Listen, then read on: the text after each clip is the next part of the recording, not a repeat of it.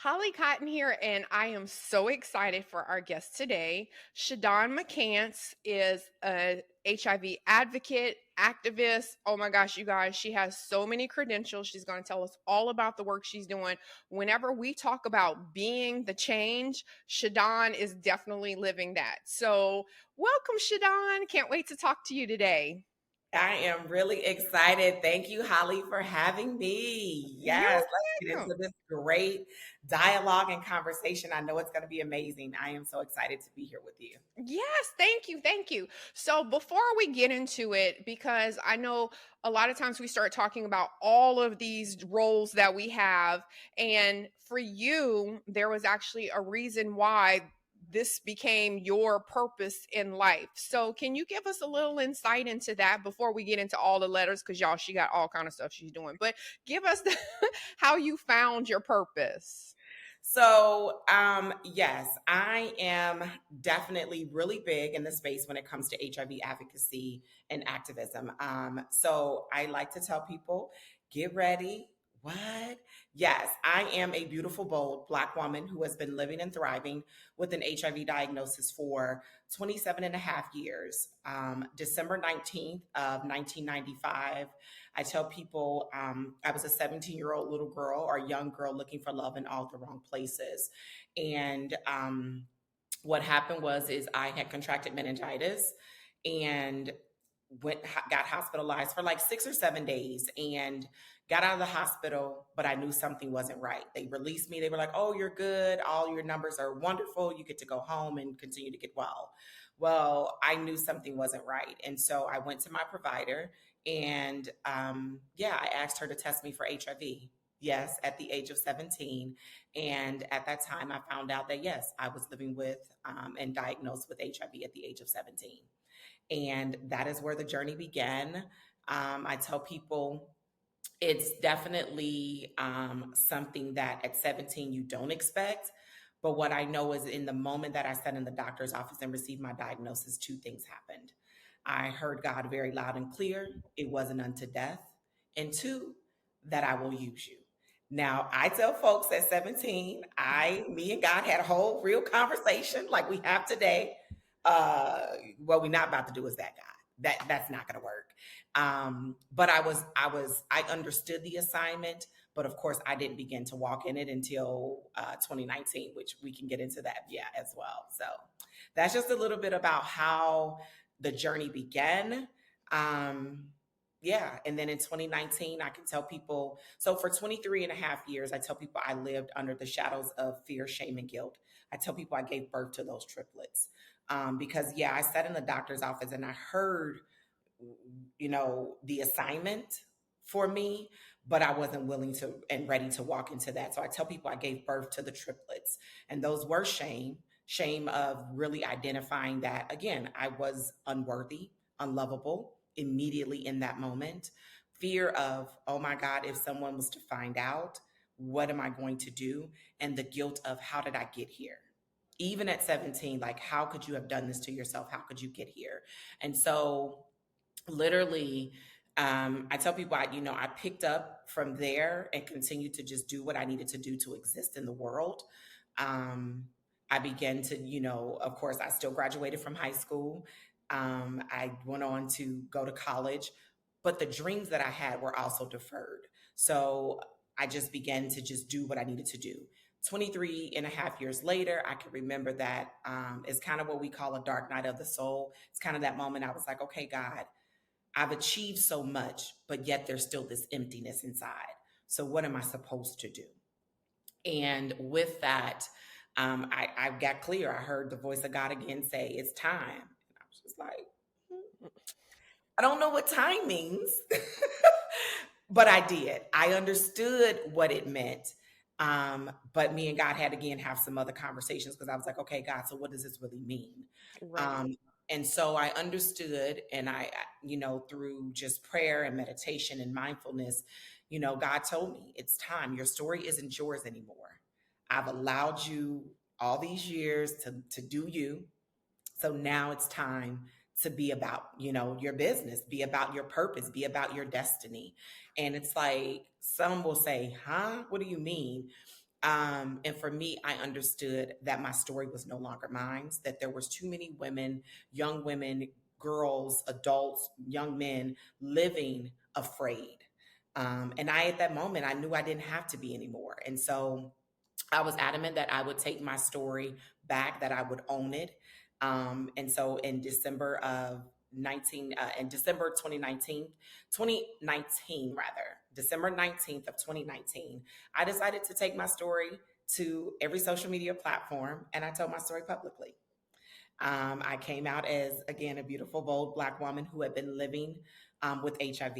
At that time, I hadn't been thriving though, but I had been living with and pretty much really just existing with the diagnosis. But I was ready to share my story with the world. And if some young woman or some young man was going to, find themselves or be able to see themselves in my story, then I was willing to do what it took. And so that's really, really when it started. Me just becoming an advocate and an activist and a voice to silence the shame around HIV, to give it a face, to give it a voice, and yeah, continue to do the work that I'm doing today. So that's just a little bit about that. So before we get into the work part of it and all of the things that like you said, you listened to the voice and you took off running with it. So loved all of that. But let me just kind of rewind back to being 17 years old. And so when I think of being 17, I think about being all the stupid stuff that I did. I think about being unable to figure out anything. And not only that, but being a mom. I have had two 17-year-olds that seem like they're just ridiculously naive about so many things. So when I think about being 17 and the mindset of that, myself and my kids, and how mature you were to know to do that, to get tested, to now be dealing with it. Can you just go back and tell us about just being 17 in that moment? And because how did you tell your parents, or how did you start treatment? Like, can you just give us something? Because the reason I'm asking about that is because people think that HIV is just non-existent right now, because all the drugs and me being a nurse, I know it all the time. No one's afraid of it anymore. They're like, I don't care. People live with it forever or whatever. I could deal with it as medication. It brings the viral load down. But when you hear that you're diagnosed, it's a totally different outlook when you actually get that confirmation. So it's basically like when you effed around and found out, that's what it happened. So tell us just about that when you were 17 and what the emotions were of going through that diagnosis. Whew, okay, so if I take you guys back, like I stated, my saying was I was a young girl looking for love in all the wrong places. So for me, exactly, I was very solid, 10 toes down, if it makes any sense. By 17, I was already living on my own. Both my parents, my father had been in and out of incarceration, and my mother, I like to preface this, she did the best that she could. That's what I will say. But even in her best, what we know, both of our parents, even in giving us their best, sometimes they fail. Sometimes they make mistakes. And so through physical, emotional, and sexual abuse, things had happened to me. And so by the age of 15, I was living on my own. I was going to school. I was working. I was doing what I needed to do to survive. And so when I say looking for love, for me, that was, sleeping around with different young men, anybody that would show me or what seemed like or I thought was love. That's who I gravitated to. And so I was navigating, I was doing what I thought, or I was surviving. And so I remember in my senior year of high school, I had gotten sick actually before I caught meningitis back in, I want to say early that year, like September of my senior year. I got what I call the forever cold. That's what I call it now as a 17-year naive person, just doing me. I got a cold, but I couldn't shake the cold. Like it would get better. I was taking NyQuil and all the things, like, just going about my business. And then one day I was at work, and I'll never forget, I saw on TV, it said that there was an outbreak of meningitis at a campus. campus near where I was working. And so I looked at it and I was like, And I remember the signs and the symptoms very clear. It was a migraine, it was sensitivity to light, nausea, and just fever, all these symptoms. And I was like, oh, wait a minute, that seems familiar. And so, needless to say, I remember passing out. I was visiting my father's house and I passed out. I woke up, I was at the hospital. Of course, they gave me a spinal tap and said, yeah, you have meningitis. They treated me.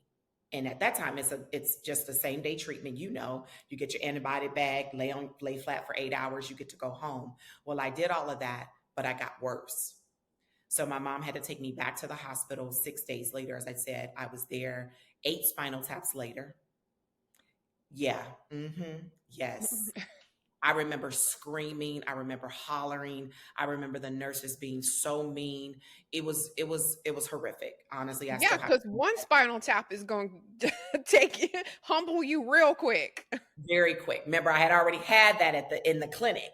So to know, it was like literally, like, honestly, between 6 and 8 spinal taps later, I'll never forget it. And it was just painful. And but again, they released me from the hospital. And so this is where when I talk about my advocacy work and my activism work, at that time, my medical record, I found out years later, they never thought to test me for HIV. Had all the symptoms, all the signs, but never that test. So again, for me, I know the life that I had been living. And earlier that year, I had written in a journal. I still have it to this day. I should have brought it out. And I wrote in a journal. On one side, I had written the people that I had slept with up until that time. The other side of it said, I had wrote a prayer to God, and I said, God, if you would prevent me from contracting HIV, I'll just do anything. So I knew something was off. I didn't know what. And so, like I said, I had a very great relationship with my provider. She was a nurse practitioner. Of course, I called her a doctor. That's all I knew her as, is Dr. Linda. But of course, hindsight now know better. She was a nurse practitioner. I called her and I said, hey, Linda, I need to get tested. And she's like, well, you just got out of hospital. And I'm like, yeah, I did. But I need you to test me. And sure enough, like I said, she did that. What I remember was I was sitting, because I was back and forth between visiting my father. This was a time where he wanted to, be a father, and was like, oh, well, you don't need to live on your own, whatever. That's a whole nother story. But I was sitting at his house and I remember getting the call, and Linda was like, hey, Shadawn, I need you to come into the doctor's office, but I need you to bring your mother. And I was like, why? Mind you, at this point, I don't know how many STDs. I've been treated umpteen times for everything. I could tell you right hip, left hip, this is gonorrhea, this is chlamydia. We need to go and get it done. I knew. So when she said, though, you needed to bring your mother, I knew in that moment what it was. And I was like, honestly, I still remember. I was like, okay, cool. I hung up. I remember calling my mom. I said, hey, we need to go to the doctor's office tomorrow. My mother was like, of course, she didn't have any clue, because I wasn't going to say anything to anybody, because I'm honest. If I had to, I still say to this day, if I had to do it all over, I wouldn't have told my parents. I would have just continued to do what I needed to do to survive. Nevertheless, I still had to tell my mother. We got to the doctor's office, and I'll never forget, Linda's sitting here, my mom and me. And Linda looked me in my face and she said, Shadawn, your test results are back. And I'm sorry to tell you, you tested positive for HIV. And I said, okay. I mean, I don't know what else I could have said, but I remember seeing the tears in her eyes, the tears in my mother's eyes. But again, for me, it was like, so what's next? What are we going to do? Right. And I know people. And so, of course, as a licensed therapist, I think back, I'm like, y'all should have had somebody in the room. Yeah, y'all should have called somebody in here, because a 17-year-old, you just told her is that calm. Is that calm? It's called a disassociation in this moment. And we need to make sure she's okay. But they didn't. I mean, I remember my mother crying, asking 1,000,001 questions about, how can she save her baby? What can I do?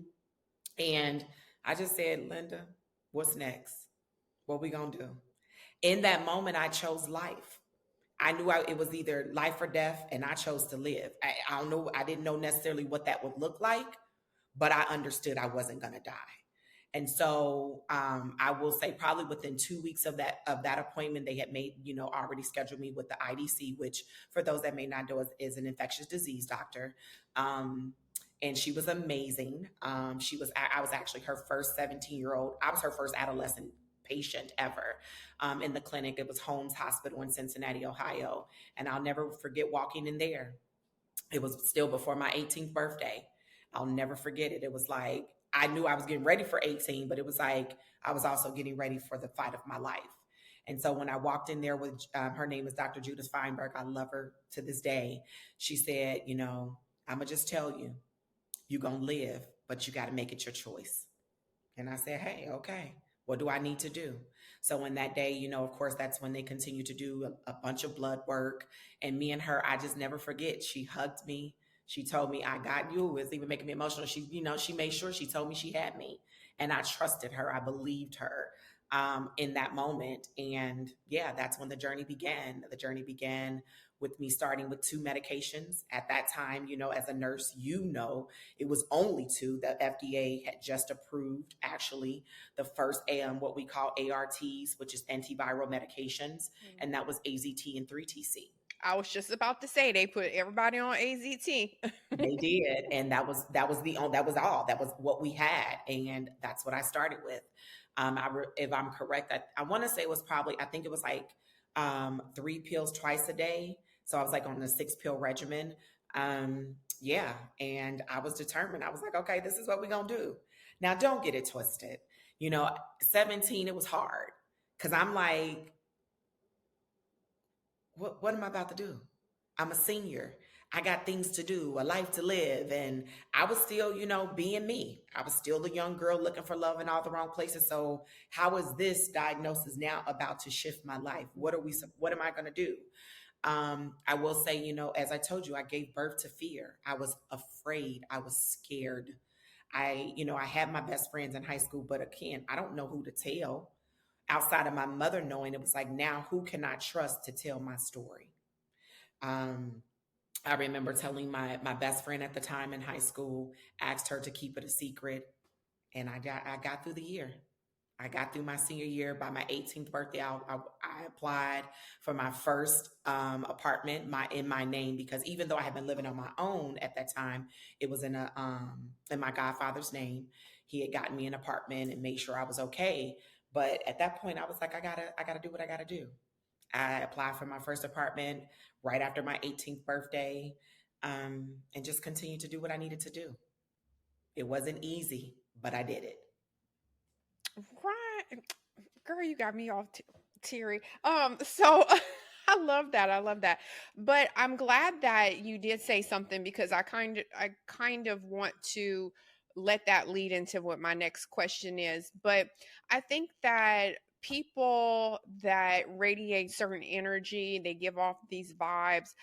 I think that a lot of times we had people in our lives that were monumental to something that we were going through, for whatever it was. It's like, you remember there was this terrible situation. Like, I will forever remember when I got my diagnosis of breast cancer.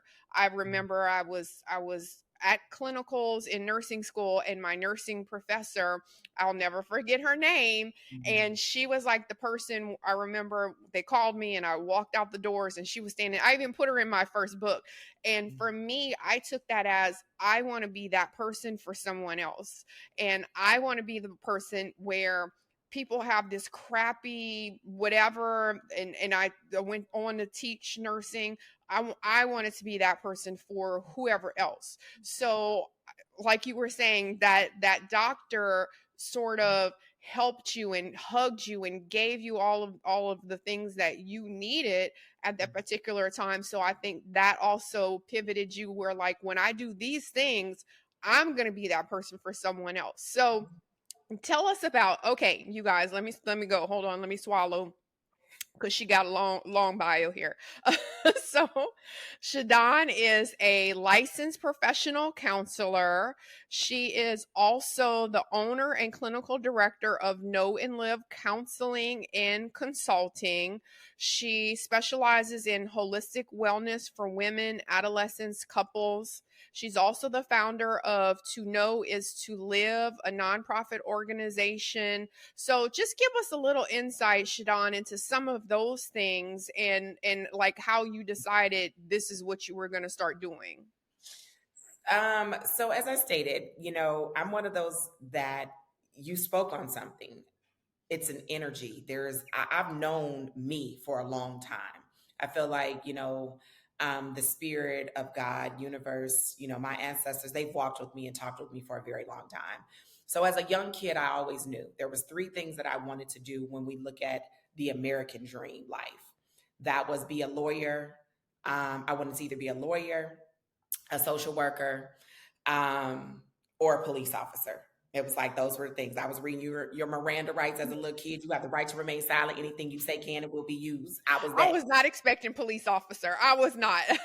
Yes, I was. Those were the three things like I dreamed of. I was like, okay. And then, but also because of, I think, the inability to dream because of my upbringing and certain things. I wanted to also be an actor or an actress and a model. Like I just knew I was that. And I had that desire. But again, early on, I had to survive. I had to figure out, okay, so how are you going to survive in this world? What does that look like? And so, as I continued to grow older, my dreams of acting and modeling, I just kind of had to put it on the side. I was I did very well academically. So it was just like, okay, what are we going to do? How are we going to do it? What it's going to look like? And so in high school, I went back to pursuing acting and modeling. I loved it. It was something that I did. But then once, like I said, I got the diagnosis, things shifted. It was like, okay, you got to go back to something that's simple, easy breezy, something that you can fall back on that's, you can do. And so I decided I knew I was going to go to college. I knew I could go to college. And so I finally finished my undergraduate degree and got an undergraduate degree in criminal justice and psychology from the University of Cincinnati. And I knew I wanted to work in, like I said, criminal justice. I started out in the juvenile detention center, loved it, loved everything about it because I love my adolescent babies. And so I kind of journeyed along and did some of the things that that came easy to me. If that was not working in social services, all the things. In 2009 is when I just said, you know what, I'm gonna finally do it because I always wanted to be a social worker. And at the time I didn't know there was a real difference between social work and therapy. I just knew I loved helping people. I understood that I had also wanted to be, as you talked about earlier, I wanted to be what people weren't for me or what I didn't have. So I talked about just a little bit. My childhood was rough. It was rough. My mother was very abusive, very. And oftentimes I wanted someone to come and save me and they didn't. And so I needed and wanted to be that for young girls. And so when I went and got my degree in counseling, it was to be that for others. Because, when CPS was called and CPS didn't come, when the social workers, would check in and think everything was okay. And just the pain, all of that, I needed to be that. And so that's actually what, of course, landed me with a degree in counseling. Becoming a counselor specifically to adolescents and women and young girls. I love them. And so I ended up in that space. Of course, I did a lot with my counseling degree. I've worked in a jail setting. I've worked alongside police officers. So I've worked. Well, we're so glad you got to live some of your dreams. I did.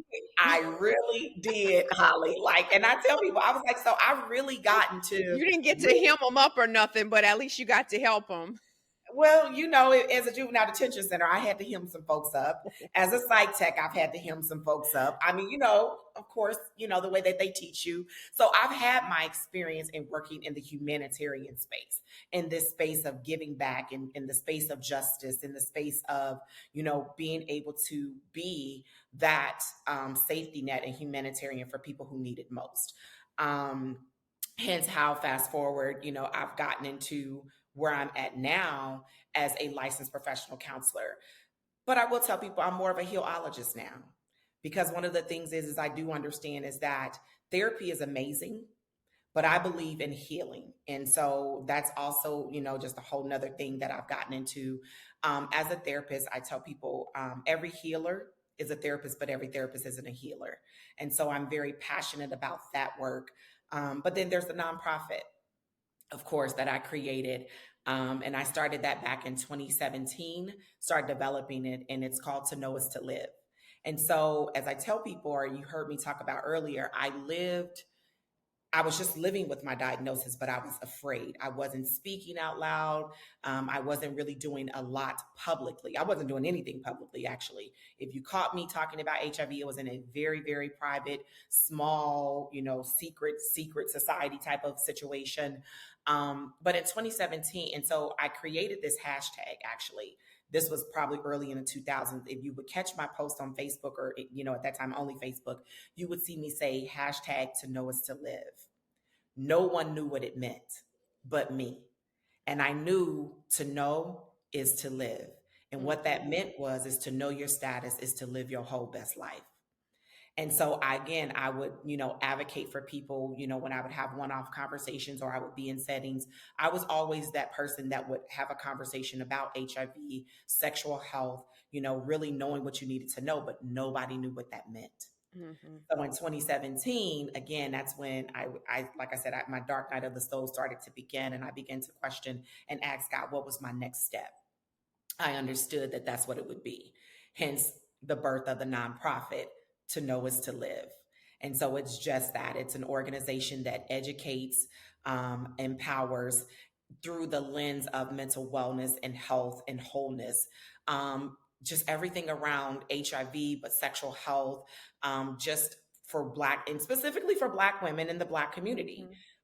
Because I'm very an advocate when it comes to the disparities of HIV in our different communities, specifically Black communities. There's a huge disparity.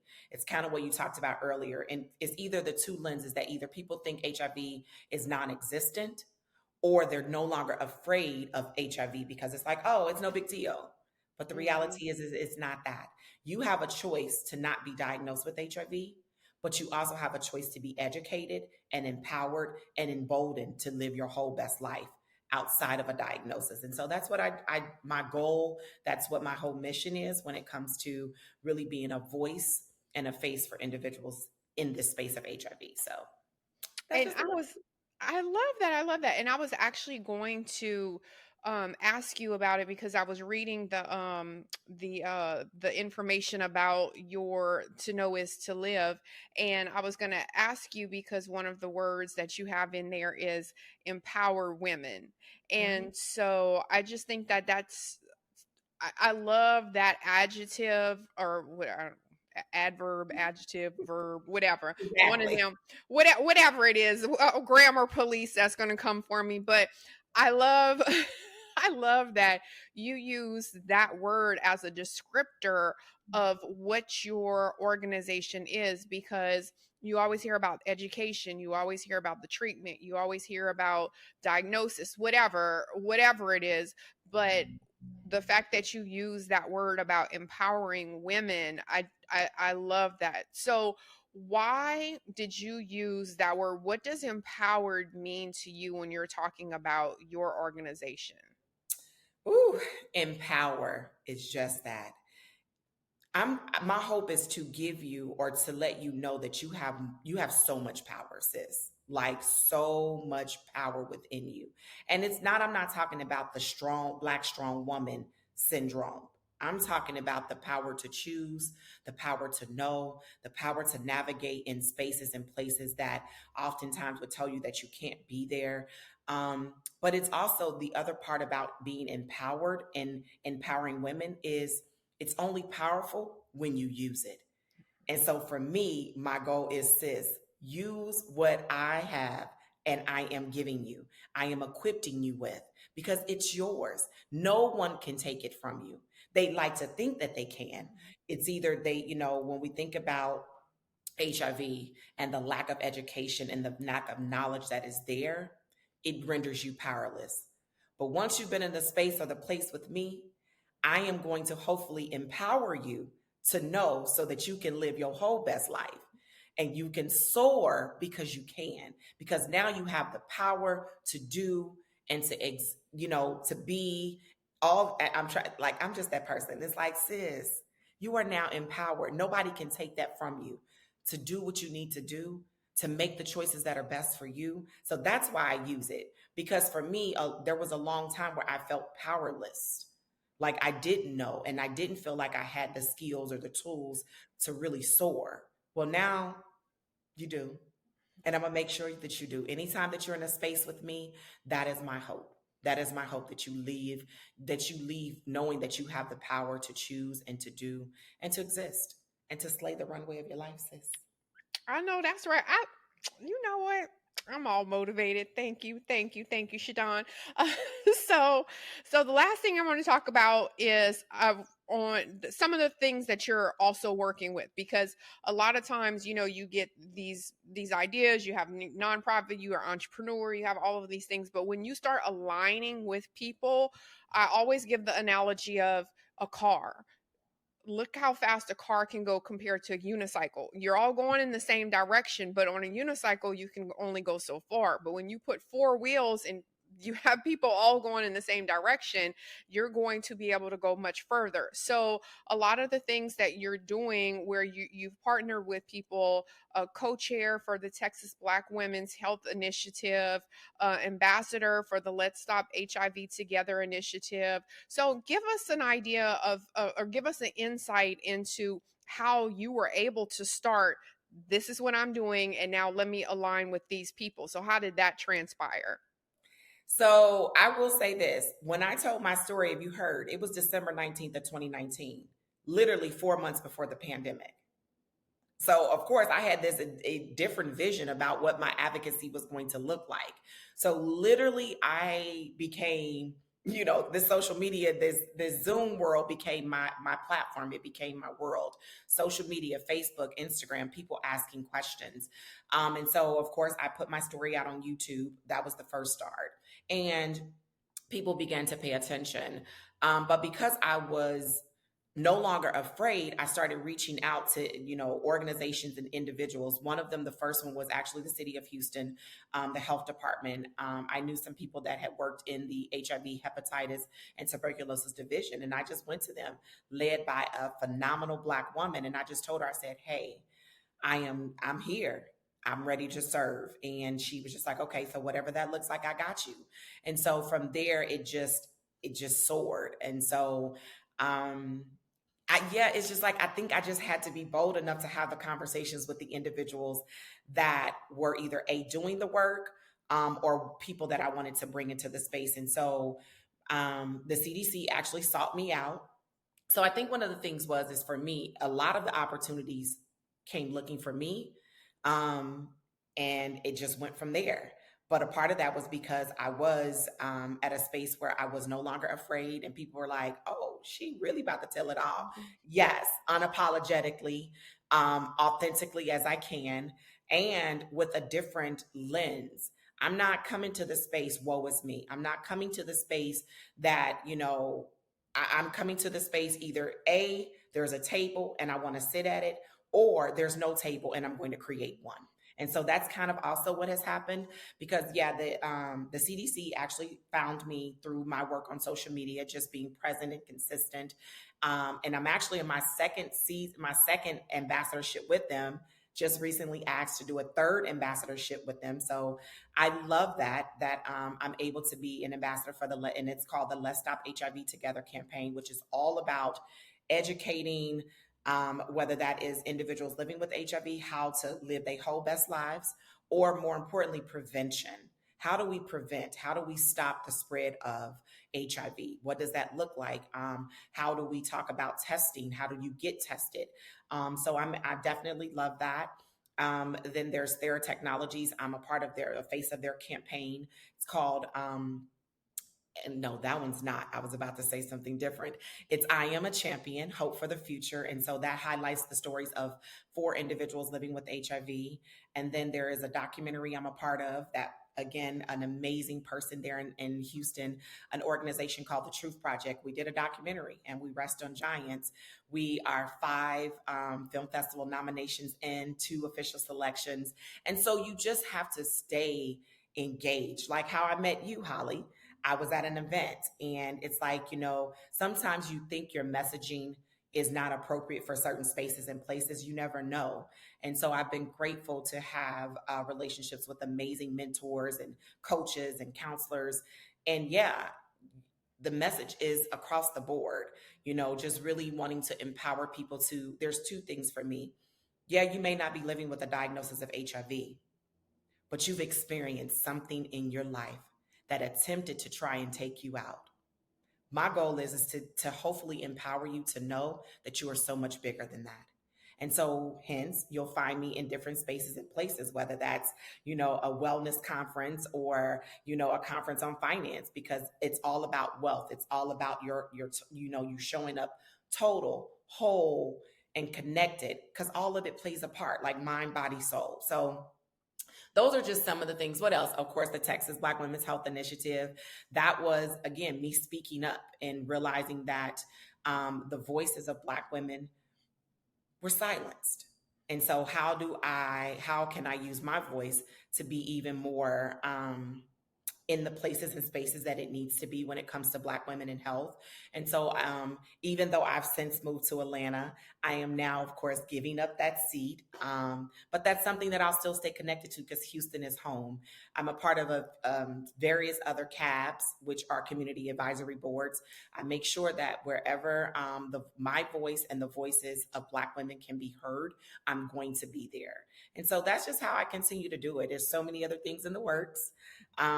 Between working on my own documentary, working on my own book, and just continuing to know that the biggest thing for me is that I am in and doing I'm in my soul's assignment. I'm in alignment with my soul's assignment. And so I know as long as that is what is my leading force, I'm unstoppable. So yeah. Okay. I love that. I love that. Okay. So, last question. I think that I think that whenever you find your passion and you start living your passion, I think that we are obligated in some kind of way to also share the struggle of living your purpose. Mm. Because I think a lot of times people will see us in this polished, we got all of these things. Oh my God, Holly, she's all going here, she's going there, she's doing this, but they don't know all of the struggles. They don't know the late nights. They just see the success. And I had a guest before and he said, no one cares about your story unless you win. And I was like, that's that's deep. Yes. Mhm. but true. And I was like, okay, so that's why people care about, oh, that's why people in my business. No, I'm yeah, we winning, boo, we winning. But so same thing for you, all of these things that you're doing, all of these things, and it seems like you're doing it so effortless, and you found your purpose, and it's like bam, bam, bam, all of these things. But I do know that there was some sort of struggle, obviously, the day-to-day insight. So, how is your health, or are you like staying away from the stress of this? Because I know stress can also compromise your immune system. So, do you have any things that are going on that you want to share about, like, hey, let me give y'all a transparent moment right here. Like, yeah, I have a diagnosis. Yeah, I'm fine. I'm doing all of this. I'm, sashaying on the runway. But this is what I want to leave you guys with. So, open Um, door. so you know what? You're right. I think because I am, people, if you follow me on any social media though, I'm always transparent. I'm going to be honest 100% of the time. It is not always, it ain't always been a crystal stare. Remember the poem? I love that poem. It hasn't always been that. And so I tell people to maintain, because I do get in my moments where I have to honestly speak life into myself every day. Because some days I get up with a level of anxiety. Some days I get up like, I'm so over this. I'm so tired. Like, what's today? What we got it like? And some days I just don't want to, I don't feel like being on. So I tell people though, because again, it does go back to, I understand that it's so much bigger than me. And when I have those moments, I truly just lean in. Not only do I lean into what is happening, the emotion that I'm feeling, I'm able to sit in it because I've come to a place that I feel like I've started a healing journey. I started it in 2017 and I haven't stopped. And I understand on the journey of healing, there's ebbs and flows. And that journey also is not linear, meaning it's not just straight across. It means you're going to have some moments where it dips down real low, where you feel like you got to start back over. And there's going to be moments where it's really high. Like, that's what the world sees. It's like, oh my gosh, she got it going on. Like, da da da da da. Just know, even when you see that, I am still breathing. I am still leaning in, and I'm still being intentional about practicing gratitude, giving myself grace, being self compassionate. Because I know that I can't stop. I won't stop because there is still someone waiting. I don't know who she is. I don't know who he is, but it's a part. They're part of my assignment, so I can't give up. But I do take rest when necessary. I do sit when I need to sit. I sleep when I need to sleep. And also part of my how I'm able to continue to show up the way that I do is because I have a container, meaning that I have a circle and a support system that's amazing. That's really also I think it's important when people see me, just know that I'm not by myself, because I'm not that person that believes I can do it all by myself and I got this. No, no, no.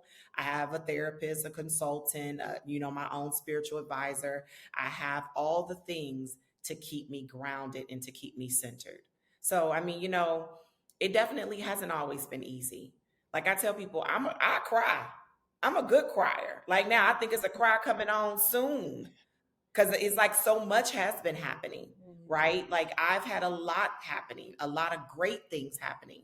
And so for me, crying is a way to also just be like, still be like, oh, is it still happening? And just be happy and just, be in a space, cry it out, shout it out, dance it out, move it out, all the things. But don't just look at somebody and see them right now and be like, oh, they got it all together. Oh my God, baby, you don't know what it took to get here. And know that your journey is your journey. I don't want to walk in your shoes. Don't ask to walk in mine. Because again, this is my soul's assignment. What is yours? That's just how I see it. Thank you. Okay, I love that. It's not your. Okay, all right. Mental note. Heard it. I love Because that. it is. I mean, a lot of times that's one of the things I think that gets in our way. It's like, because Holly, I can see you. I see you. You're doing amazing things. And we have to check ourselves because it's like, no, that's Holly's assignment. That ain't mine. My assignment is my assignment and yours is yours. And I get to celebrate you in all of yours as you get to celebrate me in all of mine. And I think that's, as a people, the more that we can just lean into that what God, and whether that's God, universe, source, ancestors, however you see your higher power, you have an assignment. What is yours? And when you can continue to focus on that, boy, what's going to happen? What happens? The doors that are open, the pathways that are made. When I begin to do that, that's how you're able to sit here and see me do what I do, how I do it. and not worry about what my sister or brother actually just, not necessarily worry about what they're doing, congratulate them, celebrate them, but also know that my time is my time, my season is my season, and what's for me is for me. Because it's like I said, there's some stuff coming. I Get, can't wait. I'm I excited. cannot wait. I cannot wait. So I cannot wait. But no, yeah. I do. I say the same thing though. Like I always do my hashtag whole team winning, because I feel like I don't compete with anyone. I love to see everyone, and even my whole purpose as Holly Cotton is to, my show is to highlight other people doing well. So I don't care that the person is going to get views off of this or that, or they're doing Mhm. better than me. Like that's my purpose, is to be a voice, is to be the change that we need. So sometimes I just step back and let whoever it is shine, because you just needed a platform to get all these people following me for whatever reason. I don't know why, but so now you might get exposed to someone that's there. So it's like, it's that whole collaboration. I think people forget about. It's not competition, it's collaboration. So Mhm. I love that. I love that. Okay, so I know And you said can I just say one thing? Don't say that yes. you don't know what you're doing, because you do know what you're doing. It was like you just did a double conundrum, that thing that they say. But you do know. You just said it. Like you are a way maker. You open doors. So you do know. And I think that's the other thing is standing in and owning what you do. Cause like you are amazing. Like literally we were on a stage together. Very, it was a quick panel, but you came up to me, you was like, Shadawn, you know what? I want to make sure you're on my show. And you hear that, and I would be honest, like you hear people say stuff like that, but you follow through, Holly. So you do know what you are doing.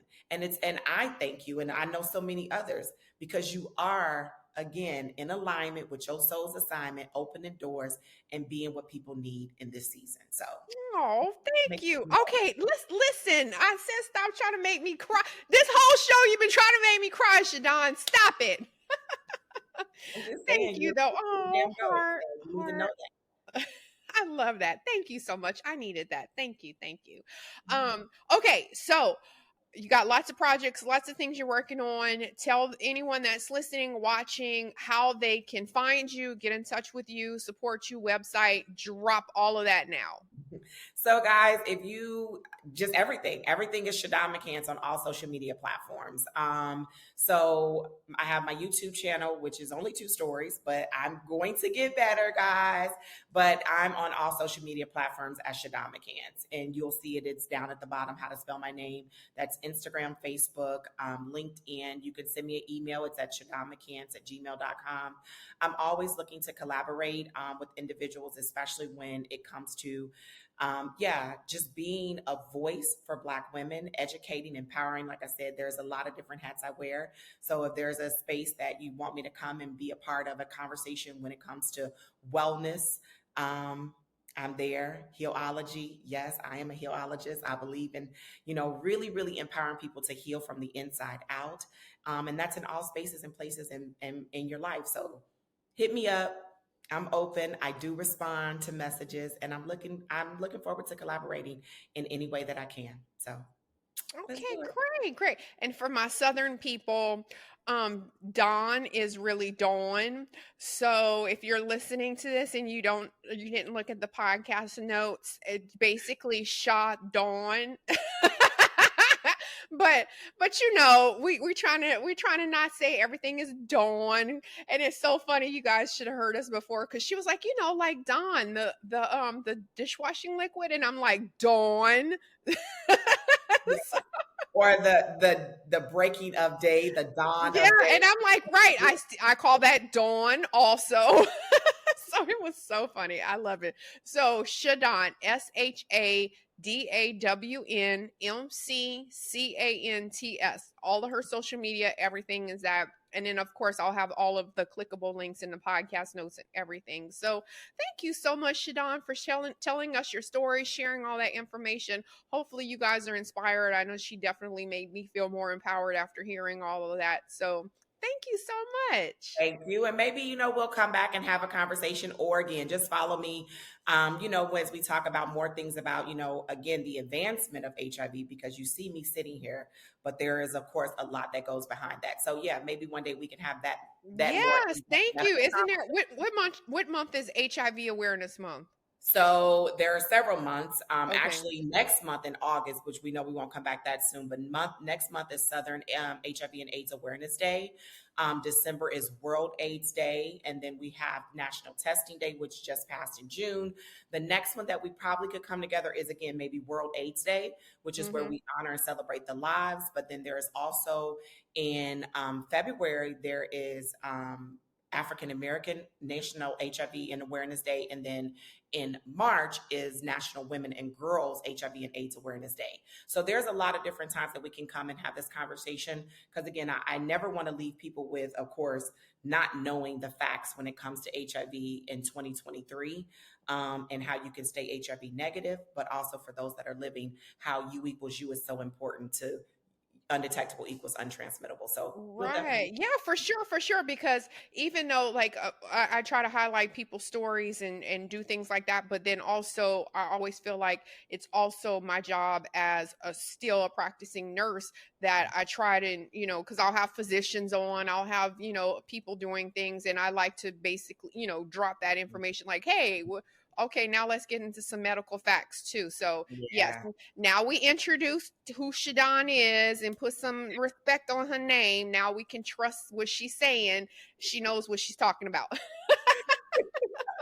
Love that. Thank you, Holly. You are amazing. Thank you so much. Yes, thank you. Thank you.